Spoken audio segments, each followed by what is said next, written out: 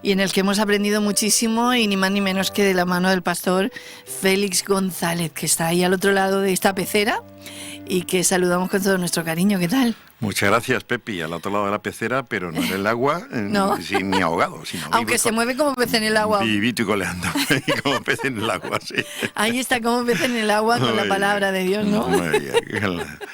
Estupendo. Vivito y coleando porque Dios lo permite, ¿no? Amén, porque estamos aquí. Amén.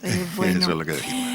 Bueno, pues vamos a estar aquí 45 minutos aproximadamente en este programa Principios para la Libertad, que trata de estudiar pues los 10 mandamientos. Esos 10 mandamientos nos llevan hacia la libertad. Pero antes de eso teníamos algo pendiente. Yo me dejé un post-it en la lección que nos tocaba hoy, para recordármelo, porque la semana pasada se levantó ahí un tema un poquito escabroso, ¿no? Pero interesante cuando hablaba de... De hecho, es la pregunta que formulan también. Recuerdo unos jóvenes a un famoso evangelista, y da respuesta a esa pregunta en un libro suyo, ¿no? Y la pregunta es, ¿podemos leer la Biblia en el váter, en el retrete? Esa fue la polémica. Bueno, pues mientras que estamos, no como un lugar donde uno se retira, ¿no? Porque recuerdo que alguien, Peret, ¿no?, dijo que se había convertido en el cuarto de aseo, porque su mujer no lo dejaba en paz y era la única habitación que tenía un pestillo, una llave, donde no podían molestarle. Ahí lo podían dejar tranquilo. Ahí estaba el hombre tranquilo, ¿no? Y ese era el lugar que él escogía, ¿no?, para al principio, ¿no?, para sus meditaciones, ¿no? Y entonces, pues sí, no es el único caso, no es el único caso, sino que ha habido muchos casos más también donde, al ser el único lugar que las casas tenían, pues eso, una llave, un cerrojo o pestillo, pues se recurría a ellos. ¿Y eso es bueno o es malo? Bueno, el autor decía, lo leí hace tiempo, ¿no? Decía que hay lugares más inspiradores para ocuparse de la palabra de Dios, ¿no? Sí. Él no hacía nada más que esta declaración y pedía eso, que francamente pues se lee la Biblia en otro lugar. Pero hacía ya muchos años que yo leí en esa lectura atenta y minuciosa de las Escrituras que yo hacía desde que tenía 18 años, pues recuerdo un texto que se encuentra en Deuteronomio, capítulo 23, versículo 9, y después saltamos al 12, donde se le da al pueblo de Israel unas instrucciones hacia esto, pues 4.000 años, que nos valen para nosotros hoy, que pueden responder muy bien a esa pregunta. Ajá. Fíjate, Pepi, dice el texto, cuando salieres a campaña contra tus enemigos, te guardarás de toda cosa mala, ¿vale? De hacer cosas malas con los prisioneros y demás, ¿no? Y dice, tendrás, en el versículo 12, tendrás en un lugar fuera del campamento a donde salgas. ¿Para qué era este lugar? Pues se dice a continuación, tendrás también entre tus armas una estaca, y cuando estuvieres allí fuera cavarás con ella, y luego al volverte cubrirás tu excremento. Porque Jehová tu Dios anda en medio de tu campamento para librarte y para entregar a tus enemigos delante de ti. Por tanto, tu campamento ha de ser santo, para que Él no vea en ti cosa inmunda y se vuelva de en pos de ti. ¿Vale? En fin, los excrementos no es lo más agradable, una cosa necesaria, ¿no? Uh-huh. Pero no es cosa agradable. Y del mismo modo que, como apuntábamos en la conversación anteriormente, es muy desagradable acudir a un parque y ver los excrementos de los perros, ¿no? Que las personas dejan ahí, sobre todo nos preocupa eso mucho cuando tenemos niños pequeños, ¿no? Claro. Y los llevamos y los niños no saben, y llevados de su curiosidad, pues cogen con la mano esos excrementos, yo lo he visto, ¿no? Sí. Entonces, si eso pues es aconsejable remover los excrementos de los perros, pues también es aconsejable, ¿no? Pues leer la Biblia, porque fíjate bien que Dios dice, se mueve, Dios se mueve en medio de tu campamento. En medio de tu casa, en medio de tu vida, ahí está Dios, ¿no? Por lo tanto, tu campamento debe ser santo, para que Él no vea en ti cosa inmunda y se vuelve de en pos de ti. Dios es santo, por tanto, tu campamento ha de ser santo. Esto es muy interesante porque nos muestra que la moral del hombre, del cristiano, no procede de su situación personal, sino que en principio muchos principios morales proceden del carácter de Dios, del carácter santo de Dios. Y este es un caso. Dios quiere la pureza. Dios no es Dios de impurezas. Dios quiere la pureza, Dios quiere la limpieza. De ahí pues eso, las muchas veces que los sacerdotes tenían que lavarse cuando acudían delante de Dios, ¿no? Eran muy pulcros, ¿no? Para tener un encuentro con... Efectivamente, ¿no? Santo. Entonces nosotros tenemos que tomarlo también en serio. De estas circunstancias aquí en el texto, aunque esto está en el Antiguo Testamento, todavía son válidas para nosotros, en el sentido de que debemos ser prudentes, ¿no? Y leer la Biblia y la literatura cristiana, pues en otros lugares más inspiradores, que seguramente tenemos en nuestras casas, y cuando estamos tranquilamente sentados cómodamente en una silla, en un sofá, o solos, ¿no? En nuestra habitación, ese es el lugar más idóneo. Recordemos, Dios no es Dios de impureza y de inmundicia, y aunque papi, tal vez uno sea transigente con lo propio, pero con lo de los demás no somos transigentes, y a veces abrimos la puerta a una serie y decimos, madre mía, ¿esto qué? ¿Quién hace aquí? Entonces eso es desagradable para nosotros, y enseña la propia inclinación, el propio gusto. Enseña que no es el lugar. Y aquí tenemos un texto bíblico que yo creo que se puede aplicar por extensión a esta pregunta, ¿no? Y a esta situación. No quiero robar en ningún momento al programa, pero ya por el carácter de Dios no podemos tener tampoco, a ver, aunque suene a risa, el armario desordenado, por ejemplo, o tener la casa manga por hombro, ¿no? Exacto, no, fíjate bien, eso es muy interesante lo que acabas de decir. Encontramos, yo creo que es en 1 Corintios donde podemos encontrar una respuesta a esto, ¿no? Donde se dice... hay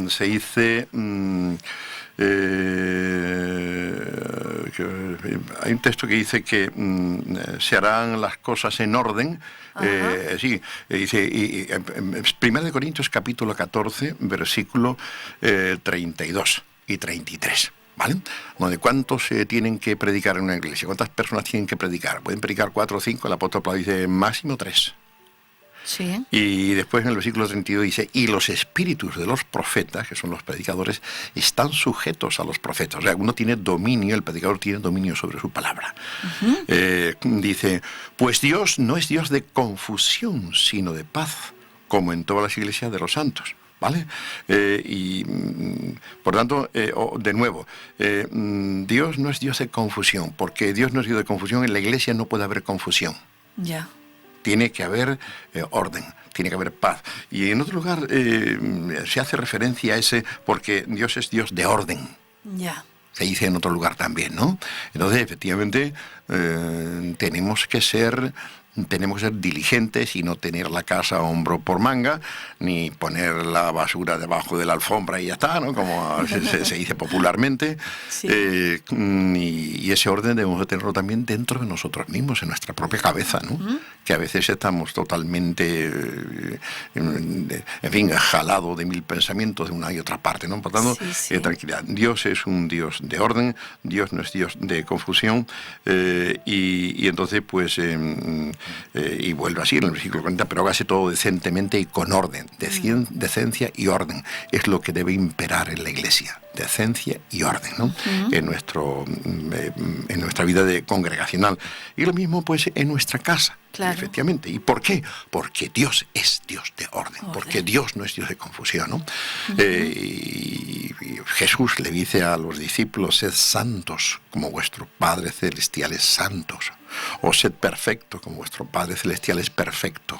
Así que vemos que la moral del cristiano, la ética cristiana, tiene su base, su raíz en el carácter santo de Dios. Y esto sobre todo es lo que cabe decir de los 10 mandamientos. Por eso no son, no pasan, no fueron solamente para ayer y hoy no, hoy están de mano, no, son atemporales en el sentido de que son eternos. Ni de ayer ni de hoy, son eternos, para siempre, ¿no? Y aquí podemos entonces del mandamiento, al fin, la causa del mandamiento, ¿no? La razón del mandamiento descansa, como decimos, en la naturaleza de Dios. Y esto es tremendo para nosotros. De hecho, nosotros estamos hechos también a la imagen de Dios. Sí. Por tanto, debemos reflejar la imagen de Dios en nuestro proceder, en todo, ¿no? Así somos imagen de Dios. Qué bueno, algunos empeñan que somos imágenes del mono o lo que sea, y así nos va por la vida, ¿no? No.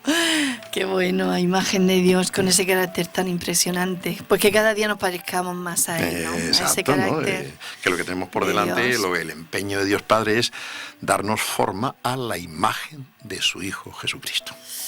Amén. Ese que dijo: el que me ha visto, a mí ha visto al Padre. Eso es. O sea que el listón está elevado, y lo que tenemos que hacer es, si hemos metido la pata, si no lo hemos alcanzado, aspirar de nuevo a ello, pero descansando para este objetivo en la gracia, en la misma gracia de Dios.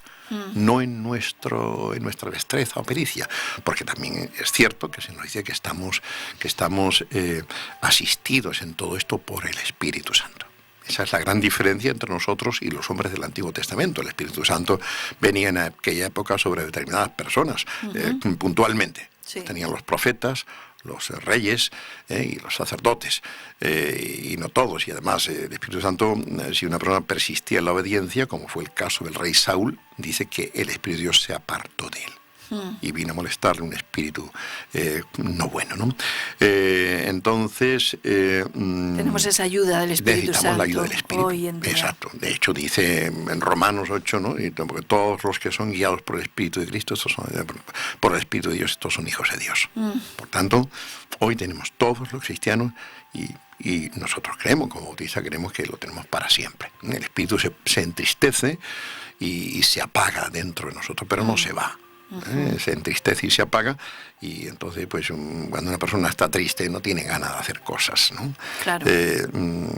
Cuando una persona está apagada, un fuego apagado no calienta prácticamente, ¿no? Pero por eso tenemos que procurar que el Espíritu Santo esté en nosotros vivo y fuerte, potente, ¿no? Así podremos nosotros también responder a estas cosas. Y como digo, si fracasamos, si caemos, si picamos, arrepentir inmediatamente y pedir la gracia de Dios, el perdón y la gracia de Dios para levantarnos de nuevo. El cristiano no es aquel que nunca peca. Qué buena noticia. Exacto. Es que es imposible no pecar, ¿no?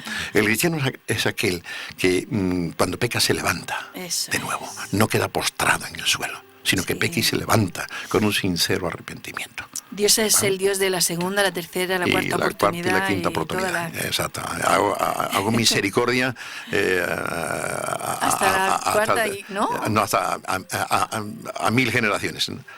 O sea, infinitamente. Pero sigue la maldad hasta la cuarta y quinta generaciones, pero hace misericordia por 1000 generaciones. O sea, lo malo, en el juicio Dios 3, 4, 5 generaciones, ¿no? Pero lo bueno hasta 1000 generaciones, ¿no? Así que Dios es tremendamente bondadoso. Su gracia persiste por encima de la injusticia del hombre, ¿no? Del pecado del hombre. Y eso es bueno. Qué preciosa esperanza.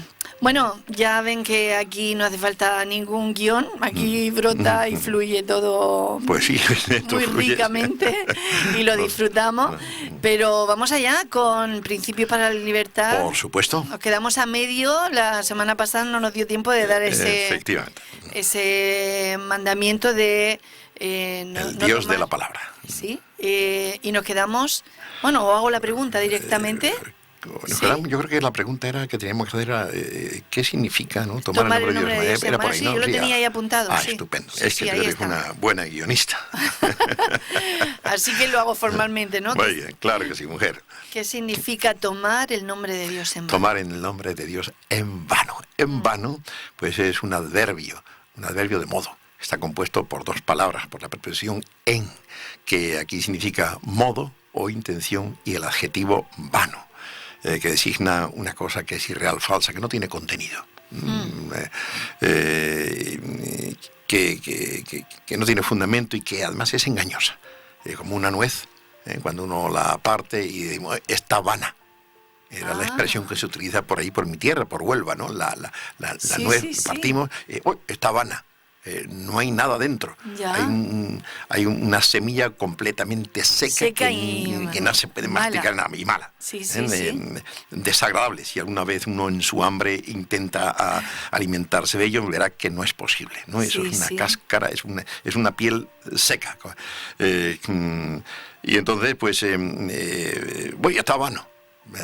Te ha engañado. Ah, qué interesante. Te ha engañado. No hay nada. No sirve a lo que aparenta, ¿no? Eso es tomar el nombre de Dios en vano, que no sirve a lo que aparenta, ¿no? Así que, en ese sentido, el nombre en vano o el adverbio en vano significa inútilmente. Significa sin necesidad. Significa sin razón. Tomar el nombre de Dios en vano es, pues, tomarlo con intenciones falsas, engañosas, malévolas y sin fundamentos. Esta es y así, pues, lamentablemente se toma el nombre de Dios en vano en dos direcciones: intencionalmente y conforme a la intención, y también conforme al modo en que se emplea. A veces utilizamos el modo, referimos a Dios de un modo inapropiado.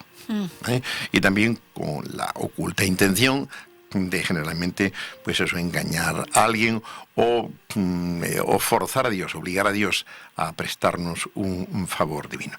Así que el nombre de Dios, esto se ve, pues, en relación con la magia, cuando el uso que tiene el nombre de Dios en relación con la magia. Cuando nosotros lo pronunciamos atribuyéndole un poder mágico que no tiene, porque el nombre de Dios no tiene poder mágico. El nombre de Dios encierra poder, eso es cierto, pero ese poder se activa, se desata, nos alcanza cuando es invocado con fe, no como una fórmula mágica. ¿Y quién invoca el nombre de Dios con fe? Pues el que lo hace de todo corazón, el que lo hace con confianza, el que tiene en Dios, pues es la orientación de su vida. Cuando Dios es nuestro norte y nuestro guía, entonces cuando Cristo es nuestro Salvador y Señor, para hablar ahora actualmente, ¿no?, es cuando podemos utilizar el nombre de Dios de verdad, cuando es una oración, una invocación que es una oración. No una invocación que sea un conjuro mágico. Como conjuro el nombre de Dios, el nombre de Jesús, no funciona. Pero como invocación llena de fe y de adoración, sí que funciona. Y este es nuestro objetivo. Y uno está tentado a pensar también, ¿eh?, que esta práctica, pues, pertenece, pues, al ayer remoto, pero nada de eso. Lo encontramos también en nuestra actualidad. Hace años en Alemania yo entré en contacto con un grupo que era un antiguo colaborador del famoso Watchman Nee. Sí. Que escribe libros muy inspiradores, ¿no? Sí. Pues bien, este colaborador se llamaba, ya habrá muerto el hombre, Witness Lee. ¿Ya? Chino también, ¿no? Sí. Y entonces él había fundado un grupo religioso llamado, pues, la iglesia local. Y entonces de nosotros se llevaron pues a unas cuantas personas, a una familia y a un individuo. Sí. Y entonces pues tuvimos que meternos para estudiar qué creían estas personas, ¿no? Y entonces resulta de que ellos decían ellos en uno de sus libros, dice, para alcanzar a los impíos no hace falta la predicación. Contrario a lo que dice Romanos totalmente contrario. 10, ¿no? Y cómo predicarán y cómo creerán sabrán, si no fueren, si no les predicase, y cómo predicarán si no fueran enviados, ¿no? Dice, si les ayudamos a decir, oh Señor, 3 veces serán salvos. ¡Qué fórmula! O sea, con que delante de nosotros una persona diga, queriendo o no queriendo, oh Señor, oh Señor, oh Señor, serán salvos. Dice, si abren la ventana, entrará el aire. Todo lo que ellos deben hacer es abrir sus bocas y decir, oh Señor, oh Señor, oh Señor. Incluso aunque no tengan la intención de creer, aún así serán capturados. Tengan o no la intención, en cuanto abran la ventana, el aire entrará.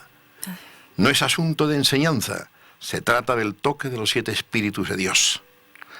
La verdad es que unas imágenes bonitas, pero totalmente fuera de lugar. Sí. Entonces, parece increíble, ¿no? Que personas cristianas que pretenden conocer los secretos de Dios con una profundidad extraordinaria, pues lleguen a semejantes absurdas conclusiones. Qué inclinación a pervertir la palabra y todo lo que tocamos. Todo lo que tocamos. Y a veces, en fin, tenemos que tener cuidado, ¿no?, con esos grupos conspiranoides, ¿no?, que creen que, en fin, existen conspiraciones especiales, grupos secretos que dominan el mundo, ¿no?, como los mormones, con los maestros. La cosa es mucho más fácil, no es tan complicada, ¿no? Entonces, y no son esas fuerzas, que hay fuerzas y grupos que intentan, los lobbies, y pues intentan ellos apoyarse mutuamente en sentido económico. Pues los hay, los ha habido todavía y los hay en España muchos, ¿no? Con carácter religioso también, ¿no? En el campo de el Opus Dei, por ejemplo, es uno de estos grupos, ¿no?, donde ellos se apoyan, ¿cómo se llama? El grupo de Cristo Rey también se apoyan de esta manera, ¿no? Y entonces hay muchas organizaciones que tienen esta... El lobby judío en los Estados Unidos es también tremendamente poderoso, ¿no? Sí. Pues bien, pero no dan para tanto, en mi juicio no dan para tanto, ¿no? Entonces, esto es lamentable. Por tanto, vemos cómo esta magia del nombre no se quedó ayer, en el ayer remoto y supersticioso, e ignorante, sino que nos ha llegado hasta el día de hoy, y procedente de hombres que tuvieron relación, que trabajaron mano a mano con Westmani. Era un hombre, una espiritualidad extraordinaria, una sensibilidad maravillosa, ¿no? Y este Witness-Lee, pues nada, se desvía y desemboca en esta barbaridad. Esto es tomar el nombre de Dios en vano. La creencia, pues, en el poder mágico del nombre, demostramos con esto que es una superstición que el hombre no ha superado todavía hoy. Los cuentos infantiles son también buena prueba de ellos. Por ejemplo, en el cuento El enano saltarín. Sí. El enano saltarín, pues maldice a la familia real, y entonces le imponen que si hasta tal fecha no han descubierto cuál es su nombre, entonces, cuando él se presente delante de ellos, se llevará a la princesa. Entonces, mi nombre es el enano saltarín. Y entonces estaba el enano muy ufano bailando en su casa, ¿no? Y hasta uno de las personas del rey que iban buscando a ver dónde se podía encontrar ese nombre, le oyó: yo soy el enano saltarín. Y entonces, pues, cuando pronunció el rey su nombre, el poder que tenía se rompió, ¿vale? Y también recientemente, hace ya, pues, yo vi la película en el año 1983 en el cine en Suiza, estaba en el seminario, y vi la película en alemán, La historia interminable, de Michael Enden. Sí, ¿Cuál sí, es sí. el argumento? Pues el argumento es el nombre, poseer el nombre que iba a detener pues la destrucción del mundo, y la pronunciación de ese nombre pues evitar la destrucción total del mundo. También había cuando niño, recuerdo también otra película, Magister contra no sé quién, y era cuando se pronunciaba el nombre de ese demonio, pues se hacía presente, ¿no? Y luchaba poderosamente. Una película que de la mitología griega que también recuerda, ¿no? Sí, sí, sí. Así que, como vemos, la invocación mágica del nombre de Dios es un gravísimo pecado al cual sale al paso el tercer mandamiento. Con Dios, con el nombre de Dios, no se juega. El nombre de Dios no se utiliza con fines mágicos. El resto de esta forma mágica de usar el nombre de Dios es, como decíamos la vez pasada, el famoso Jesús, después de una chis. Sí. Después de un estornudo, pues entonces, Jesús. Jesús. Pues, nos va a librar de los friados. Nos va a librar de los diablos, de los espíritus malos que han salido por la boca del que estornuda. Qué creencia, ¿no? Creencia tan tremenda. Efectivamente, y eso es que para nosotros ha perdido con todo su poder, porque ha sido superado por la razón, claro, por la lógica, pues en algunas personas tienen ese poder todavía, ¿no? Así que tengamos cuidado con esto. Y es que la magia y la superstición son formas negativas de fe en lo sobrenatural. Y el hombre, mal que le pesen, en ocasiones es un ser espiritual, que aún a ciegas intuye o barrunta lo sobrenatural y lo eterno. Y si no contacta con lo eterno por el camino establecido por Dios, por Cristo, que es el camino hacia Dios, ¿no?, lo intentará por otros medios, oscuros, siniestros, ilícitos y perjudiciales, como son la superstición y la magia, ¿vale? Son intentos de llegar pues al trono de Dios y arrebatarle de allí a una clase de poder.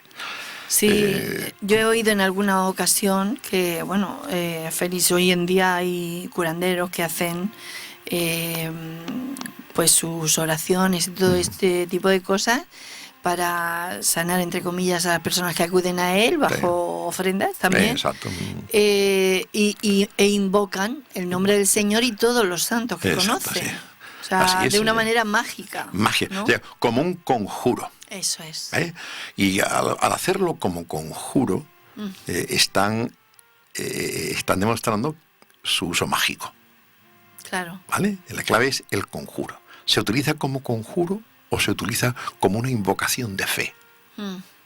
Como lo utilizamos nosotros. Señor Jesús, yo te pido que me ayudes ahora, o que bendigas a esta persona, que la sanes de su enfermedad. Si está en tu gracia, hazlo, Señor. Te lo pido en tu precioso nombre. Claro. Eso es utilizar correctamente el nombre de Jesús, el nombre de Dios, ¿no?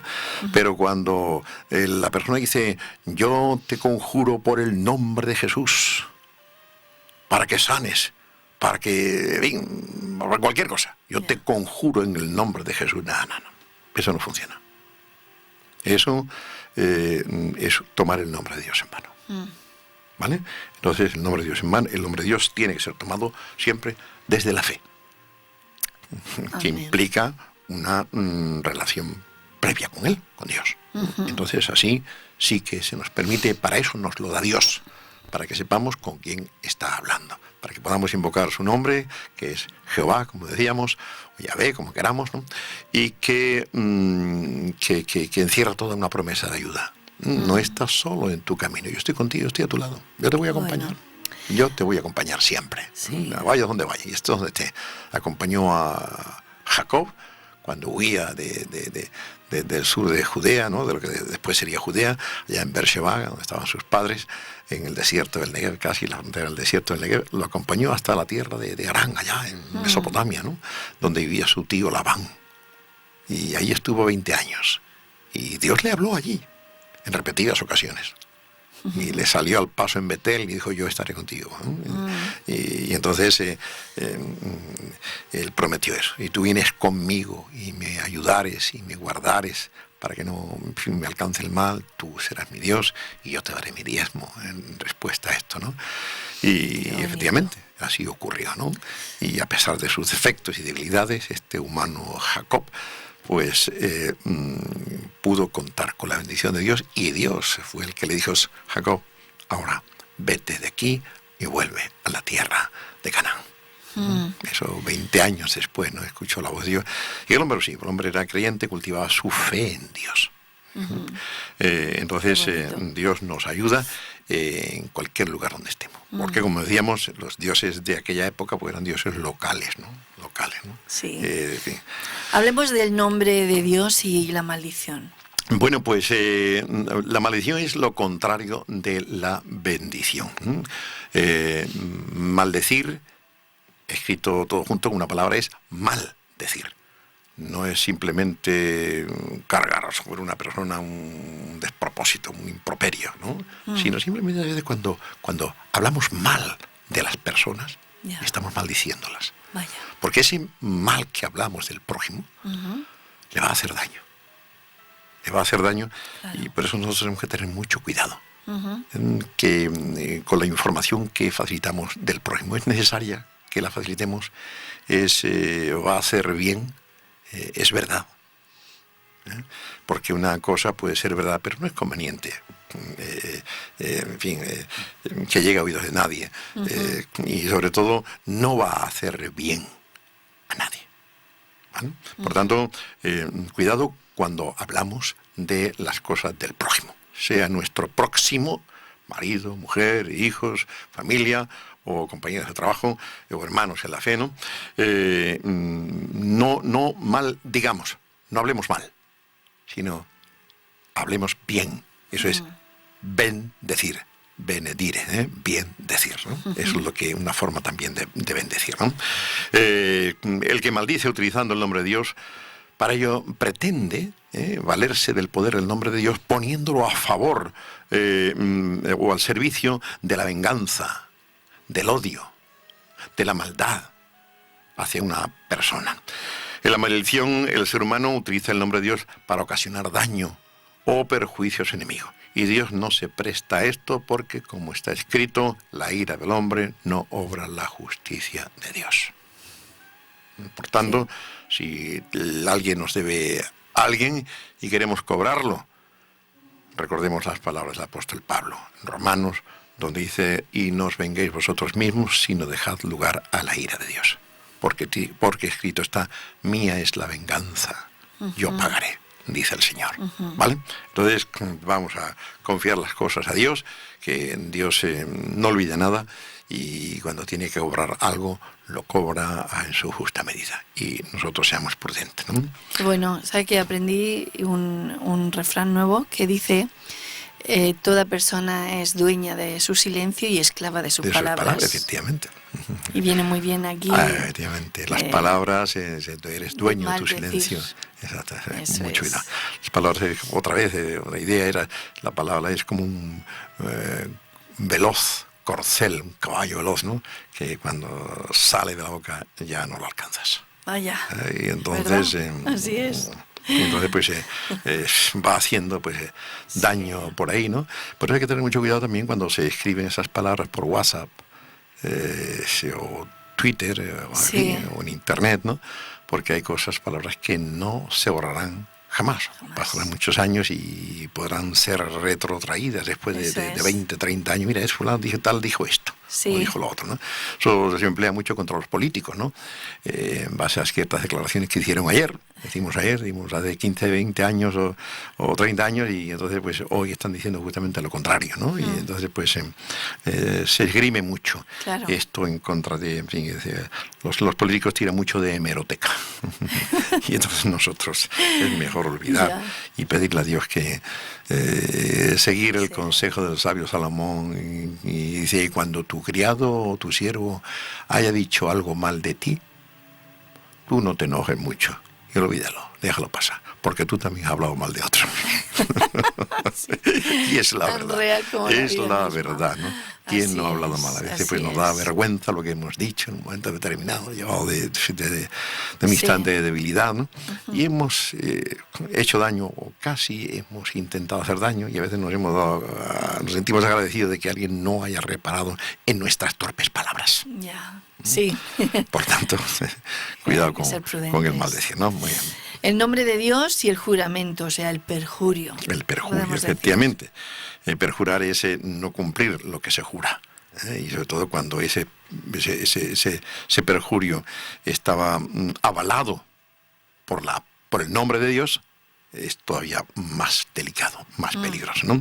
Así que pecamos también contra el tercer mandamiento de manera intencional cuando hacemos un juramento o promesa en el nombre de Dios y no tenemos al hacerlo la intención de cumplirlo.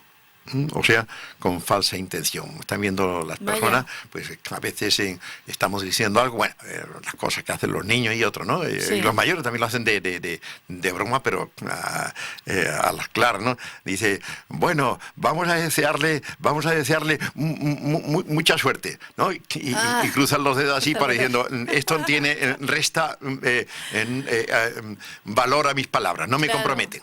No me compromete, ¿no? Entonces, yo recuerdo cuando niños utilizábamos estas cosas también, ¿no? Sí, Tú me dijiste, no, sí, yo te lo dije, pero tenía la mano detrás y había hecho el signo de la cruz, algo por el estilo, había cruzado los dedos. Era ¿no? mentira. Que era mentira, por lo tanto no me siento obligado, a cumplir lo prometido, bajo juramento, ¿vale? Había una cláusula y una letra pequeña que me lo impedía, ¿no? Lamentablemente, pues eso está a la orden del día. La gente se engaña y engañan con una manera, y empresas por internet se dedican a captar, pues a valerse de la buena voluntad de las personas, ¿no? Y a captar, pues a muchas personas que creen en las promesas que hacen, y le cuesta a uno, pues trabajo que se pueda mentir tan descaradamente y hacer negocio con la mentira por medio de internet, sabiendo que la policía está de todo esto, pero ahora seguramente algún vacío legal que permite estas barbaridades, esta barra basada, y cuando ya pues alcance un tope, entonces cuando la policía, la ley, la justicia intervendrá, ¿no? Pero mientras tanto esta gente se están haciendo su agosto, ¿no? Pues esto es grave, y en muchos textos del Antiguo Testamento y del Nuevo se advierte al hombre y a la mujer para que no incurran en este pecado, ¿no? El pecado del perjurio. Curiosamente, muchos cristianos piensan que no se puede jurar, que nosotros solamente podemos prometer, pero no jurar, o decir sí y no. Es verdad, esto lo dice Jesús. Pero esto no es del todo cierto, porque el Nuevo Testamento, a pesar de que contiene también palabras muy severas contra el juramento, no contienen una prohibición absoluta del mismo. Una lectura rápida y descontextualizada de un texto como Mateo capítulo 5, versículos 33 y 34, o 33 al 37, aquí nos está diciendo Mateo 5, además habéis oído que fue dicho a los antiguos, no perjurarás, sino cumplirás al Señor tus juramentos. Pero yo os digo, no juréis en ninguna manera, ni por el cielo, porque es el trono de Dios, ni por la tierra, porque es el estrado de sus pies, ni por Jerusalén, porque es la ciudad del gran rey. Ni por tu cabeza jurarás, porque no puedes hacer blanco o negro un solo cabello. Pero sea vuestro hablar sí, sí, no, no, porque lo que es más de esto, de mal procede, ¿no? Basado en estas palabras y en otras semejantes, ¿no? Que por ejemplo en Santiago 5:12, donde una lectura rápida, ¿no? Pues y descontextualizada, parece indicar que estamos ante una prohibición absoluta de jurar, ¿no? Dice Santiago 5:12. Pero sobre todo, hermanos míos, no juréis, ni por el cielo, ni por la tierra, ni por ningún otro juramento, sino que vuestro sí sea sí y vuestro no sea no, para que no caigáis en condenación. Realmente es una referencia a Jesús, ¿no? A las palabras de Jesús en el Evangelio de Mateo, ¿no? A la luz del contexto histórico, vemos que lo que Jesús está enseñando en el texto que hemos leído en Mateo 5, está enseñando primero que Dios está en todas partes, y que por tanto Él es testigo de todas las palabras y promesas que pronuncia el hombre sin necesidad de hacer alusión a su nombre. Dios te ve, ¿Para qué? Una transacción entre otra persona o una declaración contra otra persona, ¿para qué recurrir a su nombre?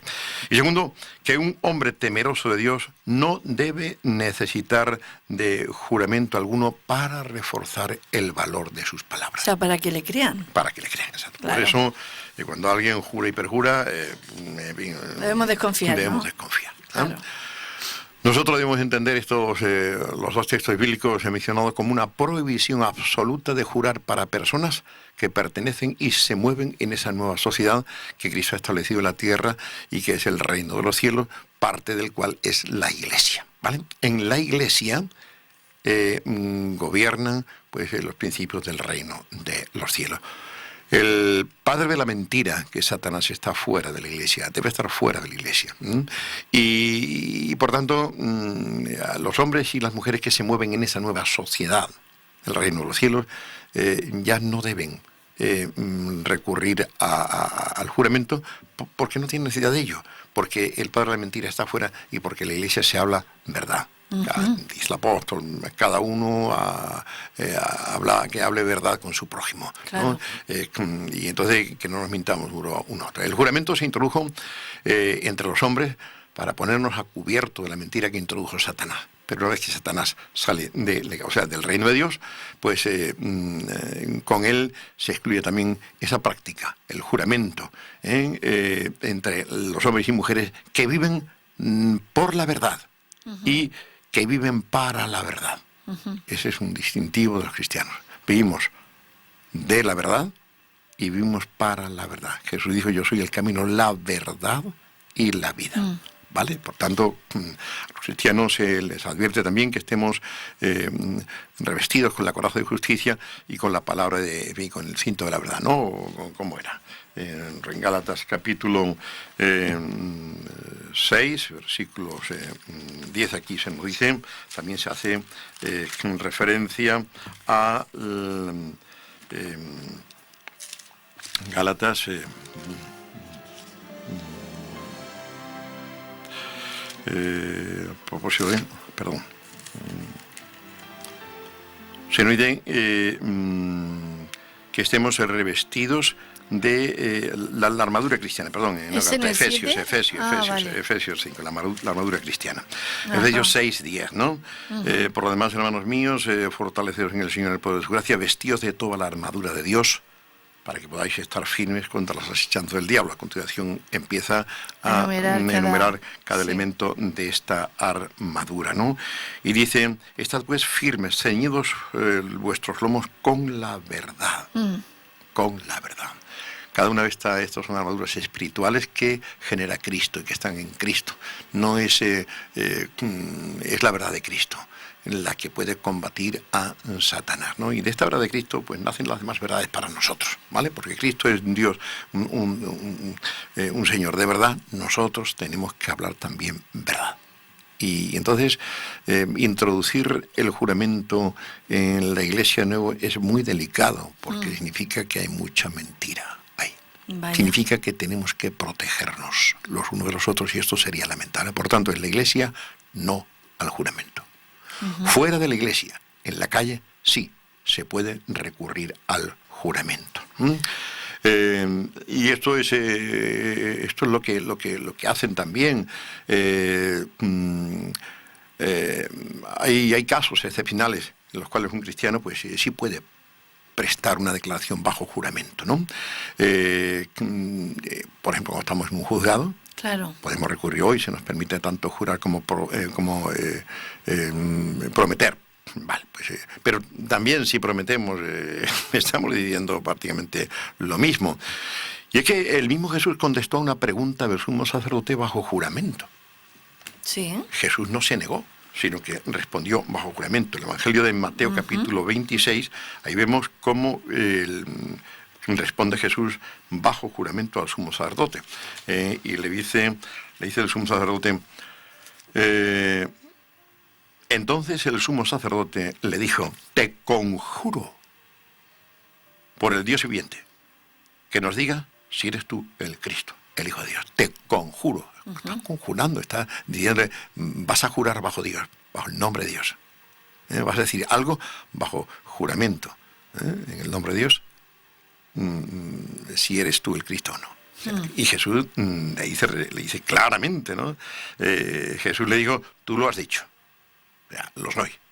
Y además, os digo que desde ahora veréis al Hijo del Hombre sentado a la diestra del poder de Dios y viniendo en las nubes del cielo, ¿no?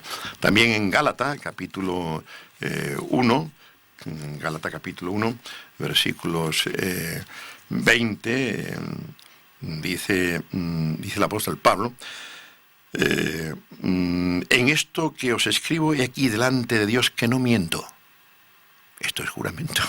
Esto es tomar el nombre de Dios como testigo de que Él no está mintiendo, de que está haciendo una declaración auténtica, de verdad, ¿no? Y entonces esto es jurar. Pablo está aquí jurando también, ¿no? Y después en 2 de Corintios, capítulo 1 al 23, dice el apóstol Pablo también, mas yo invoco a Dios por testigo sobre mi alma, que por ser indulgente como vosotros no he pasado todavía Corinto. Yo invoco a Dios por testigo sobre mi alma. Jurar es poner a Dios por testigo de lo que decimos o negamos. Afirmamos o negamos, ¿no?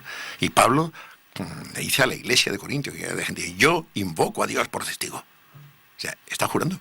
Sí. Vemos, por tanto, que en casos muy especiales el cristiano sí puede jurar. Pero, y Pablo lo hace esto incluso en la iglesia, una iglesia de gentiles, como era la iglesia de Corinto, y con el problemón con el que estaba batallando Pablo ahí en esta iglesia, que habían llegado pues a faltarle al respeto, a despreciarlo por los engaños de muchas personas, ¿no? Y también pues la epístola en Hebreos, el capítulo 6, versículo 16, se reconoce pues el valor del juramento para poner fin a todo problema. Dice, porque los hombres ciertamente juran por uno mayor que ellos, y para ellos el fin de toda controversia es el juramento para confirmación, ¿vale? Por tanto, 2 de Corintios, Hebreos, Mateo, Gálatas, y seguramente que podemos rastrear más textos, porque estos no son los únicos, ¿no? Donde se ve que los cristianos recurren al nombre de Dios, pero ya no en esa forma, te lo juro, te lo juro, sino esa forma rápida, frívola, claro. Exacto, ¿no? Sí. Así que Félix, se nos ha ido el tiempo. Se nos ha ido el tiempo ya. Hoy somos fantásticos, unos campeones, ¿eh?